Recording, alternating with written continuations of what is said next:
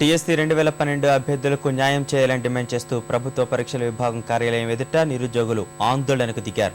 తొలుత ప్రకటించిన జాబితా నుంచి తమ పేర్లను ఎందుకు తొలగించారని అభ్యర్థులు ప్రశ్నించారు.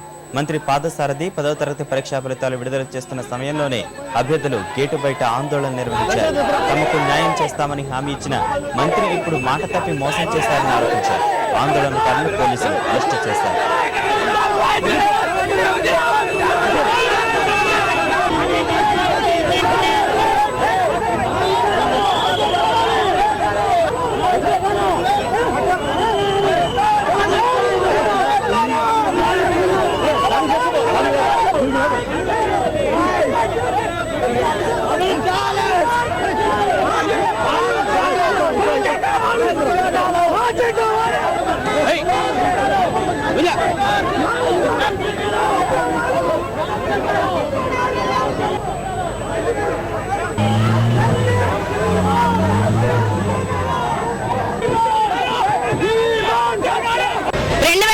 డిఎస్సి మొదటి జాబితాలో ఎంపిక, రెండవ జాబితాలో మమ్మల్ని తొలగించారు.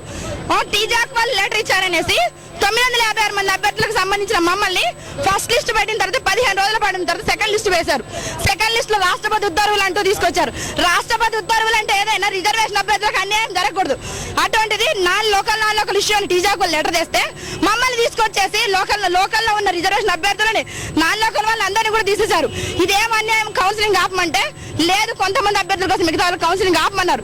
కౌన్సిలింగ్ చేస్తారు, మీకు సూపర్ న్యూమరీ సృష్టిస్తూ ఇస్తామని విద్యాశాఖ మంత్రి మాకు హామీ ఇచ్చిండు. హామీ ఇచ్చి కూడా జనవరి 20వ తారీఖున హామీ ఇస్తే ఇప్పటి వరకు కూడా ఎటువంటి కార్యరూపం లేదు. డిఎస్సి 2012 బాగున్నాం సార్. మేము 5 నెలల నుండి ఇక్కడ ఉద్యోగాలను కోల్పోయిన ఉద్యోగాలను తిరిగి పొందడం కోసం నానా కష్టాలు పడుతూ 5 నెలల నుండి తిరుగుతున్నాం సార్. చిన్న పిల్లల్ని వదిలేసి వచ్చి ఇక్కడ డబ్బులకు ఇబ్బందులు పడుతూ, ఉండడానికి ఇబ్బందులు పడుతూ, బస్ స్టేషన్లలో రైల్వే స్టేషన్లలో ఉంటూ నానా ఇబ్బందులు పడుతూ మా ఉద్యోగాలు పొందడానికి వాళ్ళని వీళ్ళని కలవడానికి ఇక్కడ బాధలు పడుతున్నాం సార్.